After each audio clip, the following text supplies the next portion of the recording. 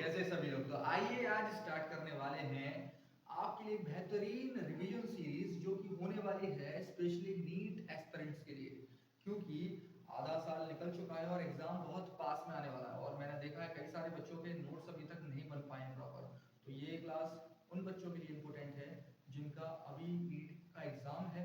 तो आप अपने नोट्स जो भी रह गए हैं आप यहाँ से बना सकते हैं, साथ ही साथ हमारे साथ कुछ टेस्ट रहेंगे आपके, वो भी आप कंप्लीट कर सकते हैं और जिससे कि आपको अपनी तैयारी का पता चलता रहे।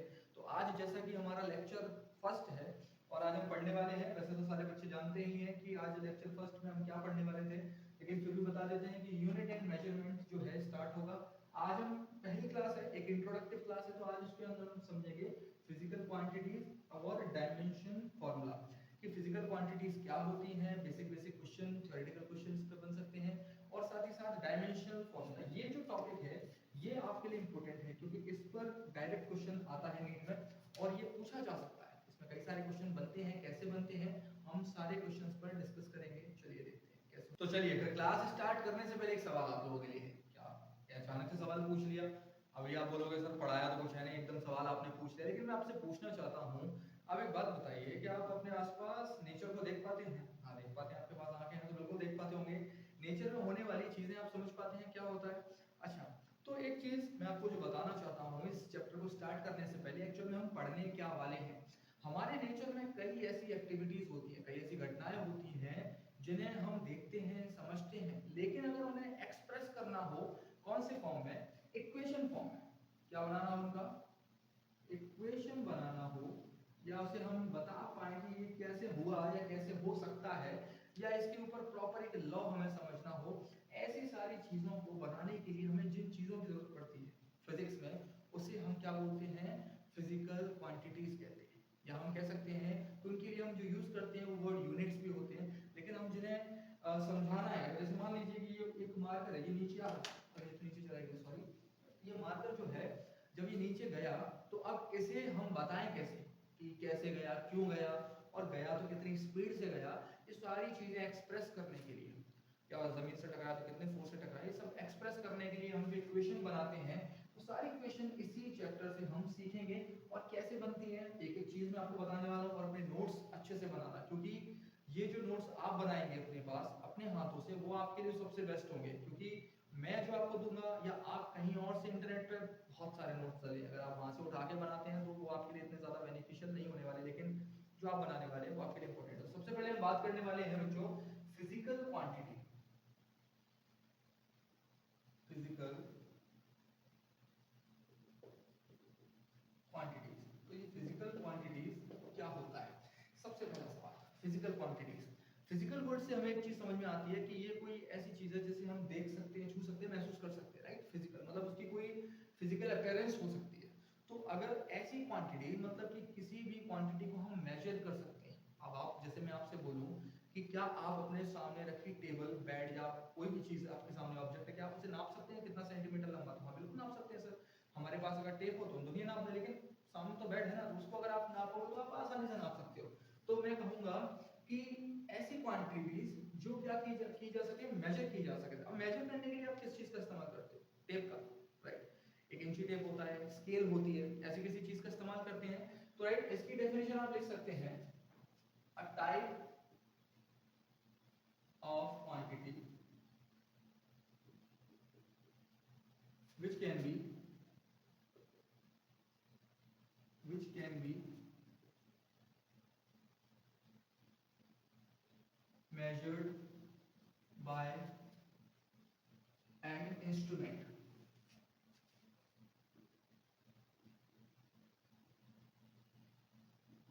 ऐसी कोई फिजिकल क्वांटिटी जिसे आप नाप सकते हैं किसी इंस्ट्रूमेंट की मदद से, उसे हम क्या बोलेंगे? फिजिकल क्वांटिटी बोलेंगे। मुझे लगता है इतनी बात आपके लिए समझना आसान होगा। अब ये फिजिकल क्वांटिटीज एक्चुअल में कितने टाइप की होती है? अगर आपसे बोला जाए फिजिकल, ठीक है, इसको हम, ये फिजिकल क्वांटिटी जो है वो कितने टाइप की होती है? तो बच्चों ये फिजिकल क्वांटिटी जो है वो तीन टाइप की होती है। कितने? तीन टाइप की होती है, और ये सब लोग जानते हैं, इसे बताना कोई बहुत इंपॉर्टेंट नहीं और ये इतना ज्यादा भी नहीं है, आपको बेसिक आता है ये, तो आप चाहे तो लिख सकते हैं अपने नोट्स में। फिजिकल क्वांटिटीज में सबसे पहले हमारा कौन सा आता है, fundamental, fundamental physical quantity, right. दूसरी हम बात करते हैं, दूसरी दूसरी आती है derived physical quantities, right. Fundamental physical quantities, derived physical quantities, और तीसरी आती हैं सप्लीमेंट्री फिजिकल क्वांटिटीज। अब ये सप्लीमेंट्री क्या होता है, ये तीनों जो हैं इनको एक एक करके समझते हैं क्या होती हैं, इनके अंदर कौन कौन से फॉर्मूले आते हैं, आखिर ये सब क्या है, ठीक है। तो चलिए जल्दी से इसको नोट कर लें और हम इसको साफ करने वाले हैं, और आपके सामने सबसे पहले हम बात करेंगे इसके बारे में कि आखिर फंडामेंटल फिजिकल क्वांटिटीज क्या होती है, ठीक है। ये बहुत इजी है, ज़्यादा इस पर आपको जोर नहीं देना है, बहुत अच्छे से आपको समझ में आएगा। और ये पहला वीडियो है मेरा आप लोगों के साथ, तो आपको थोड़ा सा चीज़ें समझ में, अगर आपको हो सकता है आज वॉइस क्लियर ना समझ में आए, मेरा माइक मुझे धोखा दे गया, बीच में खराब हो गया बेचारा, तो कोई बात नहीं, आप बने रहिए और पढ़ते रहिए। तो सबसे पहले हम समझेंगे fundamental, fundamental physical quantity. Fundamental physical quantities क्या होती है? फंडामेंटल फिजिकल क्वांटिटीज जैसे बच्चों आपको पता है ये कितनी होती है, टोटल 7 होती है। कितनी होती है बच्चों? टोटल 7 होती हैं। और ऐसी फिजिकल क्वांटिटीज जो क्या होती है, किसी पे डिपेंड नहीं करती। The type of quantity which, लिख सकते हैं इसकी definition, the type of physical quantity which are independent, which do not depend on any other physical quantity, okay। ऐसी फिजिकल क्वांटिटीज जो क्या करती हैं, किसी भी अदर फिजिकल क्वांटिटी पे डिपेंड नहीं करती, हम उन्हें क्या बोल सकते हैं, फंडामेंटल फिजिकल क्वांटिटीज। जैसे कि ये हमारे सामने है, ये टोटल कितनी होती है बच्चों, 7 होती है। तो बच्चों ये होती है वो फिजिकल क्वांटिटीज जिसे हम फंडामेंटल फिजिकल क्वांटिटीज कहते हैं। कौन कौन सी होती हैं, एक बार देख लेते हैं, क्विक रिवीजन कर लेते हैं। सबसे पहले हम बात करते हैं लेंथ के बारे में। लेंथ को मेजर करने के लिए हम क्या यूज करते हैं, मीटर। ये जो है लेंथ क्या है, फिजिकल क्वांटिटी हो गया, राइट। और इसे हम मेजरमेंट किस चीज के अंदर करते हैं, किस चीज के अंदर मेजरमेंट करते हैं, इसकी जो ऐसा यूनिट है, ऐसा यूनिट है वो क्या है, मीटर है। अब ये लास्ट क्या है, ये सिंबल है, इसकी सिंबल्स। इसके लिए हम कौन सा सिंबल इस्तेमाल करते हैं, यहाँ देखते हैं जरा कि फंडामेंटल क्या है। देखिए अगर आपको जैसे कोई भी चीज सीखनी है, then you have to understand the fundamental of that things, right. अगर आपको मान लीजिए कि इंग्लिश बोलना सीखना है, या फिर मान लीजिए कि हिंदी पढ़ना है, तो आपको आनी चाहिए ना। अगर आपको शुरुआती चीजें नहीं आती तो आप आने वाले समय में स्ट्रगल कर सकते हैं। इसलिए ये बहुत ही बेसिक है। हो सकता है कई सारे लोग जिन्हें आता है वो स्किप कर सकते हैं, आगे जा सकते हैं, लेकिन ये इंपॉर्टेंट है। जिन्हें बिल्कुल नहीं पता, देन इसे पढ़ना आपके लिए बहुत ज्यादा जरूरी है। तो फिजिकल क्वांटिटी उनकी ऐसा यूनिट, और उसके लिए हम जो कौन सा सिंबल इस्तेमाल करते हैं वो ये है। देखते हैं 7 है, कौन कौन सी है, length, mass, time, temperature, electric current, luminous intensity, amount of the substance. यहाँ पे हम सबसे पहले बात करेंगे लेंथ के बारे में। लेंथ को अगर हम मेजर करते हैं तो उसके लिए ऐसा यूनिट हम मीटर रखते हैं और सिंबल एम लगाते हैं। मास के लिए किलोग्राम रखते हैं, केजी। टाइम के लिए सेकंड, टेम्परेचर के लिए केल्विन, के। इलेक्ट्रिसिटी एम्पियर में होता है, इसके लिए एम लगाते हैं। ल्यूमिनस इंटेंसिटी, इसके लिए candela, CD, small C and D. Amount of the substance, amount of the substance को मोल में हम मेजर करते हैं, और इसके लिए हम एमओएल जो है सिंबल का इस्तेमाल करते हैं। तो ये सारे के सारे फिजिकल क्वांटिटीज इंडिपेंडेंट हैं, मतलब इन्हें बनाने के लिए ये किसी भी चीज पे डिपेंड नहीं करती, ये अपने आप से मतलब रखती है, इंडिपेंडेंट है। मतलब इन्हें बनाने के लिए हम क्या कर सकते हैं, हम कुछ नहीं कर सकते, ये तो बन ही नहीं सकती ना किसी चीज से, ये तो खुद से होती है। अच्छा, अब दूसरी हम जो डिस्कस करने वाले हैं वो है डेराइव्ड। डेराइव्ड का मतलब है कि इन्हीं 7 से, किनसे, इन्हीं 7 फिजिकल क्वांटिटीज से अब आने वाली बहुत सारी फिजिकल क्वांटिटीज बनने वाली हैं, वो होती हैं डेराइव्ड फिजिकल क्वांटिटीज। तो उनका नाम है डेराइव्ड, क्योंकि हम उन्हें क्या कर सकते हैं, इनमें से निकाल सकते हैं, राइट। तो डेराइव्ड फिजिकल क्वांटिटीज हेडिंग लगा लो, इसे हम साफ कर लेते हैं। तो अब जो बात करने वाले हैं हम डेराइव्ड फिजिकल क्वांटिटीज। ये डेराइव्ड फिजिकल क्वांटिटीज क्या होती हैं, तो मैंने अभी आपको स्टार्टिंग में बताया था कि डेराइव्ड फिजिकल क्वांटिटीज ऐसी फिजिकल क्वांटिटीज होती हैं जो क्या करती हैं, डिपेंड करती हैं, किस चीज पे डिपेंड करती हैं, फंडामेंटल पे डिपेंड करती है, राइट। तो ये क्या है, क्वांटिटीज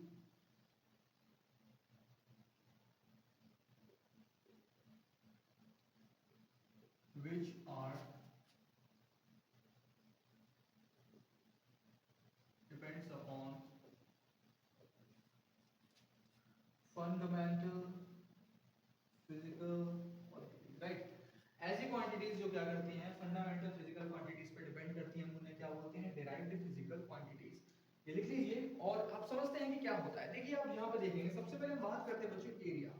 मान लीजिए कि कोई बॉक्स है, रेक्टेंगल हो सकता है, स्क्वायर हो सकता है। अगर हम उसके एरिया की बात करते हैं, एरिया, तो एरिया का जो फॉर्मूला होता है वो क्या होता है, जनरली हम जानते हैं L इंटू बी, राइट। अगर हम एक रेक्टेंगल की बात करें तो एरिया का फॉर्मूला क्या होता है, L into B, length into breathe.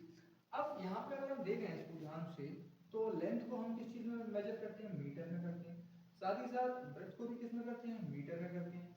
तो एरिया के लिए जो हमारे सामने क्वांटिटी आएगी, जो डिराइव्ड फिजिकल क्वांटिटी आएगी, वो क्या होगी जरा बताओ। वो होगी हमारे लिए m और m square, right.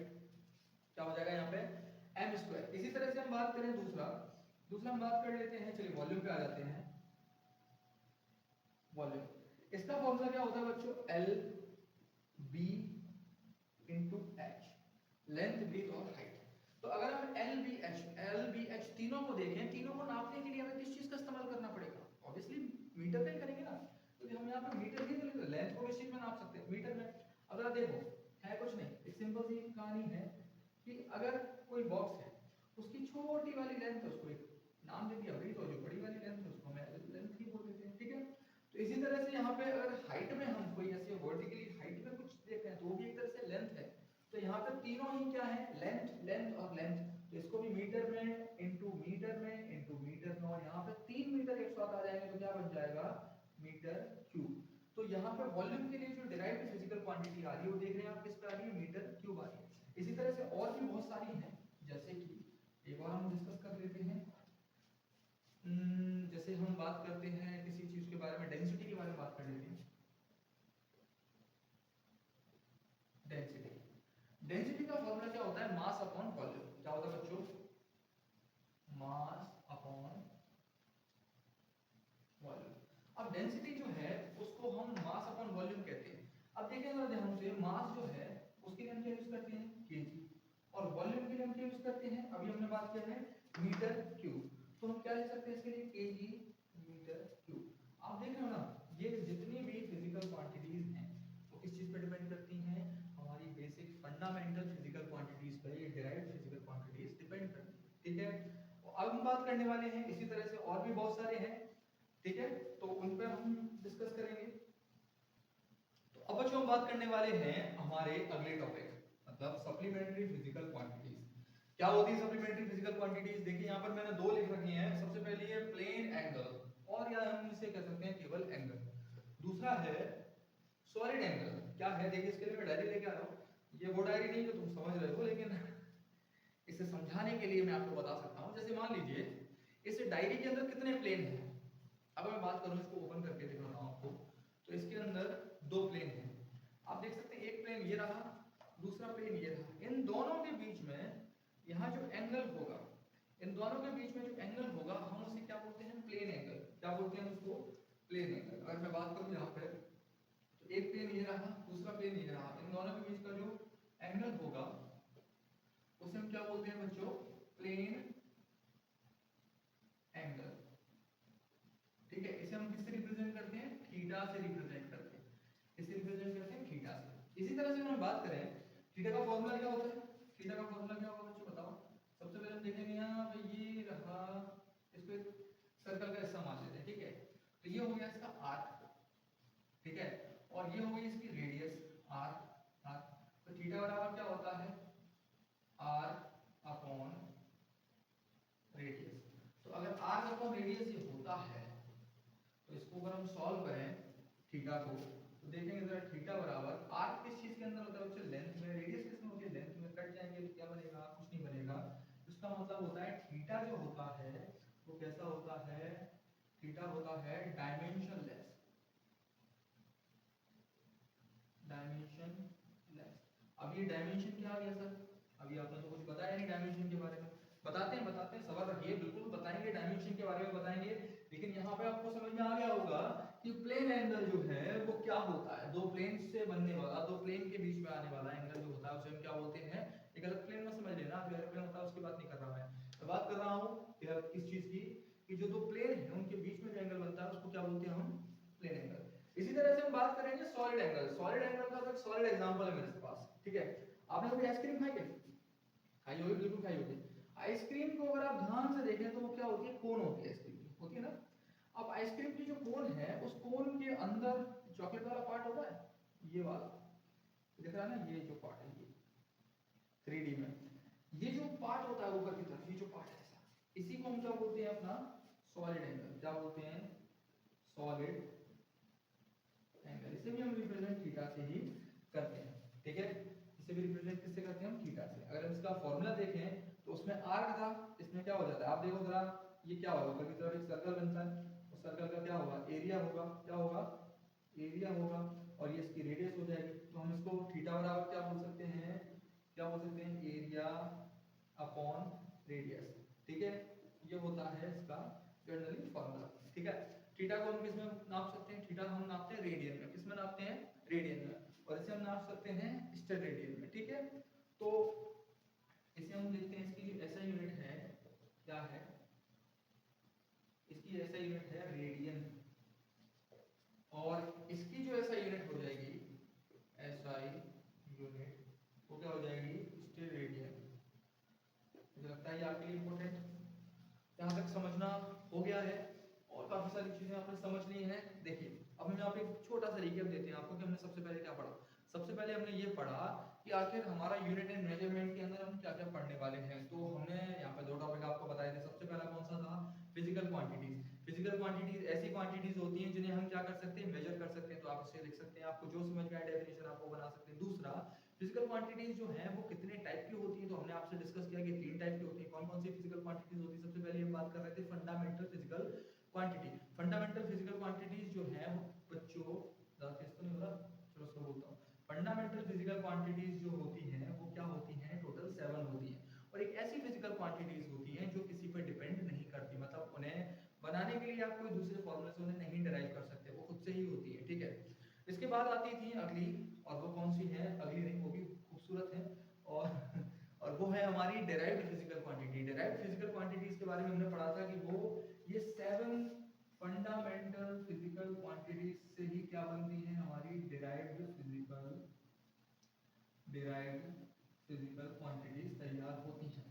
Derived physical quantities के हमने एग्जांपल समझे कि कैसे कैसे डिराइव किए जा सकते हैं, कई सारी फिजिकल क्वांटिटी बनाई जा सकती हैं। इसके बाद हम बात करेंगे हमारी supplementary physical quantity. Supplementary physical quantities ऐसी क्वांटिटीज होती हैं जिनके अंदर डायमेंशनलेस चीजें आती हैं। डायमेंशनलेस क्या होता है, डायमेंशन क्या होता है, अभी हम बात करने वाले हैं इस पर। लेकिन समझ लीजिए दो चीजें आती हैं, एक एंगल या प्लेन एंगल है, दूसरा होता है सॉलिड एंगल। इसके एग्जांपल अभी हमने समझे। एंगल क्या होता है, दो लाइन या दो प्लेन से बनने वाले एंगल को हम प्लेन एंगल या एंगल कहते हैं। और किसी भी कोन के अंदर के जो हिस्सा होता है उसमें 3D से जो एंगल बनता है उसको हम क्या बोलते हैं, हमारा सॉलिड एंगल। इसके लिए हमारा फॉर्मूला हमने पढ़ा था, एरिया अपॉन रेडियस। इसके लिए ऐसे यूनिट होती है स्टेरेडियन। तो यहाँ तक हमारे पास इतनी सारी जानकारी आ चुकी है बच्चों, और उम्मीद है कि आपने भी खटाखट नोट बना लिए होंगे। तो आगे बढ़ते हैं, साफ कर दो इसे, ठीक है।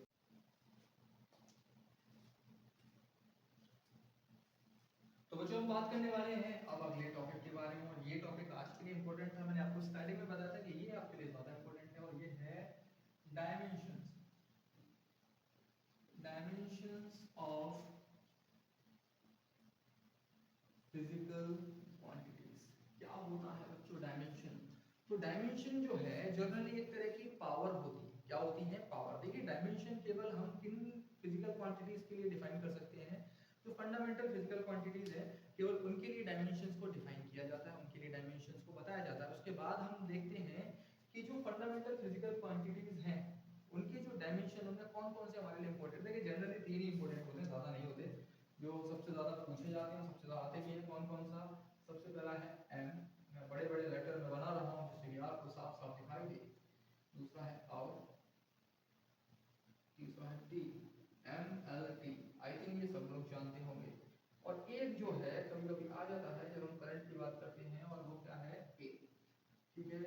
कौन सी चीज क्या रिप्रेजेंट करती है, आइए हम बात करते हैं। सबसे पहले हम देखते हैं यहाँ पे एम। एम क्या रिप्रेजेंट करता है? एम रिप्रेजेंट करता है बच्चों मास। क्या? मास। ठीक, समझ में आ गया होगा आपको। दूसरा है एल। एल क्या रिप्रेजेंट करता है बच्चों? लेंथ। ठीक है, ये भी आपको समझ में आ गया। तीसरा बच्चों जो बताता है, वो बताता है टाइम। क्या बताता है? टाइम। ये तो आपको बिना बताए समझ में आ गया होगा। और चौथा है ए बोले तो एम्पियर। एम्पियर क्या बताता है? एम्पियर बताता है करंट को, करंट। तो ये जो है हमारे सामने MLTA, ठीक है, ये मल्टा ही हमारे काम का है। इसी में जितनी भी हैं इन्हीं से पूछी जाएंगी, कैसे कैसे आएंगी। चलिए आइए देखते हैं ये कैसे बात करते हैं। तो सबसे पहले हम बात करते हैं हमारे सामने कौन सी फिजिकल क्वांटिटी रखें बच्चों, कौन सी फिजिकल क्वांटिटी। चलो कोई जनरल एक फॉर्मूला रखते हैं, ठीक है, एक नॉर्मल सा फॉर्मूला रखते हैं। अभी हमने बात की थी एरिया की, अब एरिया रख लेते हैं, ठीक है, एरिया, एरिया, ठीक है। एरिया का फॉर्मूला क्या होगा बच्चों? एरिया का फॉर्मूला हमने पता किया है सूत्रों से कि ये L और B बताया जा रहा है, L और B होता है, ठीक है। L और B अगर फॉर्मूला होता है तो इसमें हम देखते हैं, अभी हमने थोड़ी देर पहले आपसे डिस्कस किया था कि इस पे अब चलिए दोनों चीजें हम डिस्कस करते हैं, ठीक है।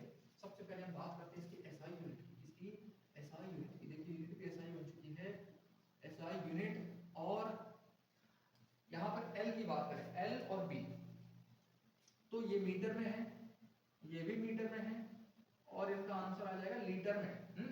नहीं, मीटर स्क्वायर इसमें आएगा, मीटर स्क्वायर। तो इनकी जो ऐसा यूनिट है वो क्या है? मीटर स्क्वायर है। अब हम बात करेंगे यहाँ पे डायमेंशन फार्मूला, इसकी डायमेंशन फार्मूला की। तो डायमेंशन फार्मूला बच्चों जो है, देखें जरा ध्यान से, यहाँ पे हम यहाँ पे क्या बात कर रहे हैं, क्या है? मीटर। अब मीटर क्या है? लेंथ के लिए हम यूज करते हैं, और लेंथ के लिए हम क्या यूज करते हैं? केवल कैपिटल L। तो इसके लिए जो बनेगा डायमेंशन फार्मूला बनेगा L, और इस तरह से हम इसको पैक कर देंगे अच्छा सा। तो यहाँ पे डायमेंशन फार्मूला हो गया एरिया के लिए L, है ना? नहीं, इस पे देखिए जरा ध्यान से, पावर कितनी है? 2, तो ये पावर भी तो लगानी पड़ेगी। यही तो खेल है इसका, इसमें पावर भी आपको ऐड करनी पड़ेगी। जो पावर दी गई है वो पावर भी आपको यहाँ पे पुट करनी है। इसी तरह से दूसरा फार्मूला बच्चों मैं आपके सामने रखता हूँ वॉल्यूम का। वॉल्यूम जो है उसको हम बताते हैं LBH से। क्या है बच्चों वाले फॉर्मूले करा रहे हो, बड़े बड़े करवाओ, करवाएंगे करवाएंगे करवाएंगे, जरा सब्र करो, बच्चों की क्लास चल रही है अभी, आते हैं हम बड़े बड़े फॉर्मूले पे भी। MM, यहाँ पे भी देखेंगे ये तीनों M बन जाएंगे, M, वाओ, ये तीनों M बन चुके हैं। अब ये तीनों M की अगर हम देखें यहाँ पे, तो इन तीनों के लिए हम क्या यूज करेंगे? MQ। अब MQ हमें क्या पता, लेकिन ये MQ आ चुका है। अब ये इसी तरह से इसके लिए डायमेंशन फॉर्मूला क्या बन जाएगा? डायमेंशन फॉर्मूला जो बन जाएगा इसके लिए हमारा L3, हाँ, पावर 3, राइट।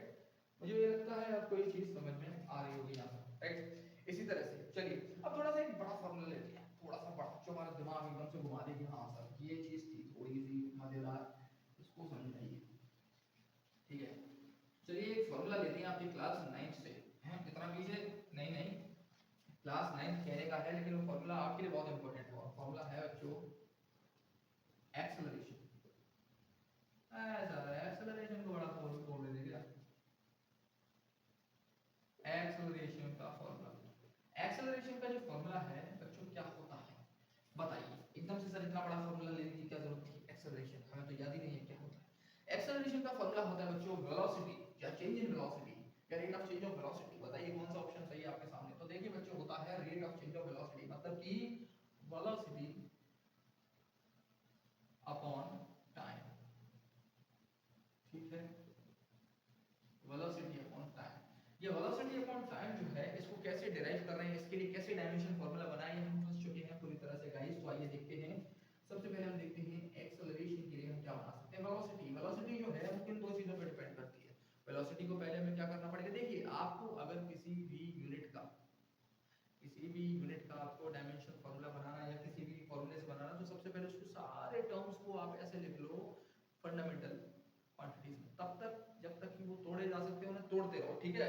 वो डायलॉग सुना ना, जब तक तोड़ेगा नहीं तब तक, वही वाला पिक्चर तो खूब देख रहे हो आजकल। तो वेलोसिटी को क्या बोलेंगे हम? Displacement, displacement upon time. नीचे है तो टाइम टाइम टाइम का पावर बढ़ गया 2 हो गया, राइट। इसी तरह से अब डिस्प्लेसमेंट तो है वो क्या में हो सकती है? मीटर में हो सकती है। तो अगर हम ऐसा ही फार्मूला बनाए इसका, सॉरी ऐसा यूनिट बनाए इसकी, तो क्या बनेगी? डिस्प्लेसमेंट हो गया बच्चों मीटर में, टाइम हो गया सेकंड में। टाइम किसमें आ गया? अभी तक टाइम हमारे सामने आया नहीं था, तो टाइम आ गया सेकंड में। तो इसका जो ऐसा यूनिट होता है वो मीटर पर सेकंड स्क्वायर होता है, या हम बोल सकते हैं मीटर, और ये पावर टू नीचे से ऊपर जाती है, पावर तो कम हो जाती है, राइट।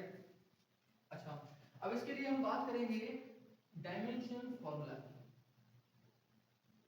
डायमेंशन फॉर्मूला, तो डायमेंशन फॉर्मूला देखेंगे इसके लिए। सबसे पहले देखो मीटर के लिए हम बच्चों क्या यूज कर सकते हैं, एल यूज कर सकते हैं, और सेकंड के लिए हम यूज करते हैं टी, बोले तो टाइम।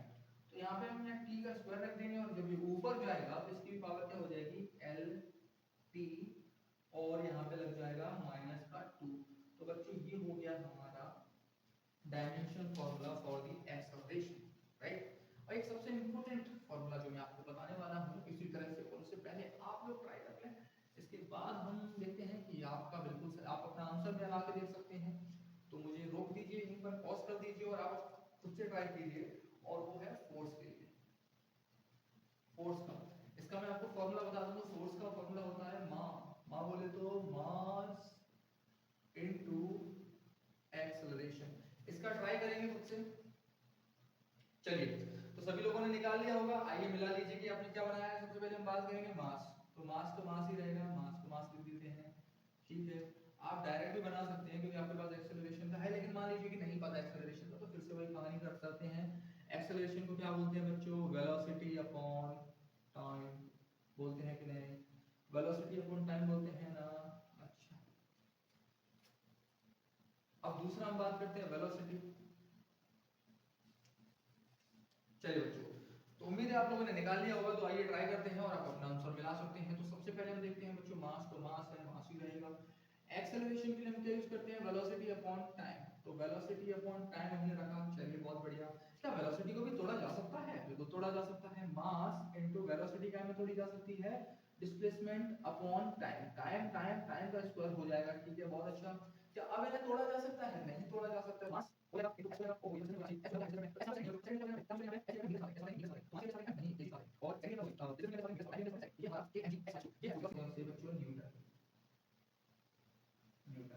इसे कैपिटल एन से रिप्रेजेंट किया जाता है, फोर्स, ठीक। अब इसका हम डायमेंशन फॉर्मूला में बात करें, डायमेंशन फॉर्मूला, तो डायमेंशन फॉर्मूला देखेंगे तो सबसे पहले हम देखेंगे इसके लिए क्या क्या आएगा। यहाँ पे हमारे पास क्या है, मास, मास के लिए केजी, केजी के, अच्छा मास के लिए छोड़िए सारी चीजें, हमें यहाँ पे एमएलटी में पढ़ते हैं, एमएलटी। तो एम से क्या रिप्रेजेंट होता है, मास, तो हमने सबसे पहले लिखा मास। इसके बाद यहाँ पे देखेंगे एम के लिए क्या यूज कर सकते हैं, एम बोले तो मीटर, मीटर के लिए हम क्या यूज कर सकते हैं, लेंथ, एमएल। और टाइम के लिए, सेकंड के लिए हम टाइम, टाइम के लिए एमएलटी, और पावर -2, तो ये हो गया एमएलटी -2, राइट। तो ये फॉर्मूला हो गया फोर्स का। इसी तरह से कई सारे फॉर्मूले आपको यहाँ पे मैं सामने देता हूँ, जिन्हें आप खुद से सॉल्व करेंगे, और इसके स्क्रीनशॉट आप ले सकते हैं, ठीक है। चलिए,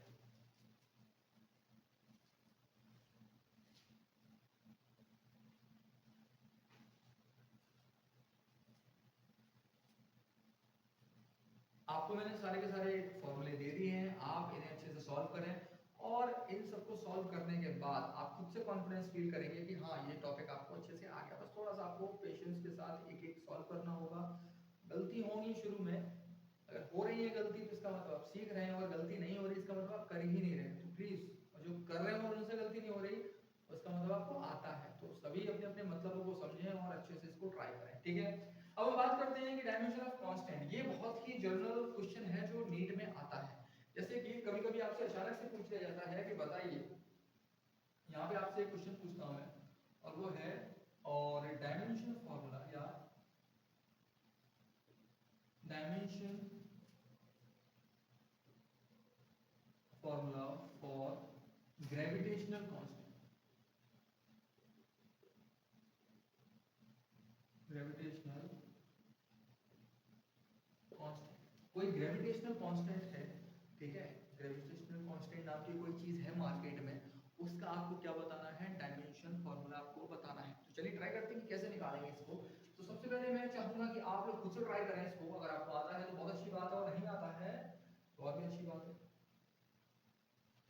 चलिए आइए देखते हैं कि इसे कैसे कर सकते हैं। बाकी लोग अपना आंसर मिला लें कि कैसे इसको किया जा सकता है। तो ग्रेविटेशनल कांस्टेंट को सॉल्व करने से पहले बच्चों से पता होना चाहिए कि होता क्या है।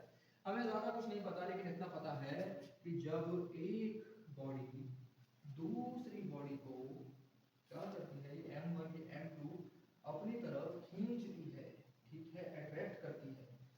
अब ये अट्रैक्ट करती है, हाँ, तो इन दोनों के बीच की जो डिस्टेंस होती है उसे हम मान लेते हैं स्टार्टिंग में r मान लेते हैं। क्या मान लेते हैं? r मान लेते हैं।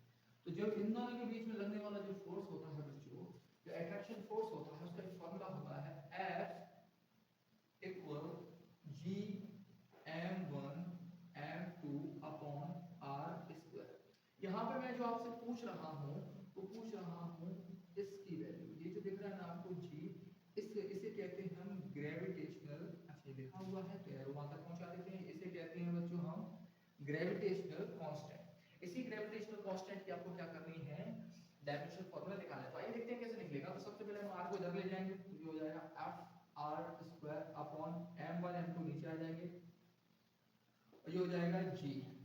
अच्छा, अब इसको g को सॉल्व करते हैं। तो देखिए यहाँ पर सबसे पहले ये g f का हम डायरेक्ट लिख सकते हैं फॉर्मूला, जैसे आपको पता है, अभी हमने ड्राइव किया, लेकिन नहीं सर हम डायरेक्ट नहीं लिख सकते। तो इसको हम लिख सकते हैं m into a into r square, और नीचे हम देखेंगे m1 m2 दोनों को ही हम m into m लिख सकते हैं। यहाँ पे 1 2 3 का सिस्टम हटा दीजिए, केवल ये समझिए कि किसके लिए हम क्या यूज कर रहे हैं। देखिए यहाँ पे कुछ काटपीट हो सकती है, हाँ ये काटपीट मारपीट हो सकती है, ये हट गया। अब आगे बात करते हैं एक्सेलरेशन। एक्सेलरेशन को हम किस में चेंज कर सकते हैं? चेंज कर सकते हैं सर वेलोसिटी में चेंज कर सकते हैं। तो वेलोसिटी अपॉन टाइम हो जाएगा, तो क्या आ जाएगा यहाँ पे वेलोसिटी, और ये हो जाएगा r बोले तो रेडियस, ठीक है, और ठीक है बिल्कुल सही, यहाँ पे ये मास था, और यहाँ पे ये रेडियस हो जाएगा। रेडियस का हम क्या कर देंगे, स्क्वायर कर देंगे, और नीचे क्या आ जाएगा हमारे पास m, और वेलोसिटी के लिए हम यहाँ पे जो हमने लिखा था टाइम भी आ जाएगा। ठीक है, बहुत अच्छी बात है। ये बात समझ में नहीं आएगा, एक बार दोबारा देख लीजिए कि क्या हुआ। एक्सेलरेशन को हमने किस में चेंज कर दिया, हम जानते हैं a बराबर क्या होता है v अपॉन t। तो हमारे पास क्या आ गया v अपॉन t, हमने v रख दिया और नीचे t रख दिया, a की जगह m से m कैंसिल आउट हो गया, तो हमारे पास ये आ गया। अब हम यहाँ देखते हैं कि इसे और चेंज किया जा सकता है कि हाँ वेलोसिटी को चेंज किया जा सकता है डिस्प्लेसमेंट में। तो डिस्प्लेसमेंट को हम लिखेंगे s into r square upon, और नीचे हम लिख सकते हैं m इनटू, और टाइम दो हो जाएंगे क्योंकि एक टाइम पहले से था, एक और पहुंच गया। क्यों? क्योंकि हमने अभी आपको बताया वेलोसिटी क्या होता है, डिस्प्लेसमेंट अपॉन टाइम।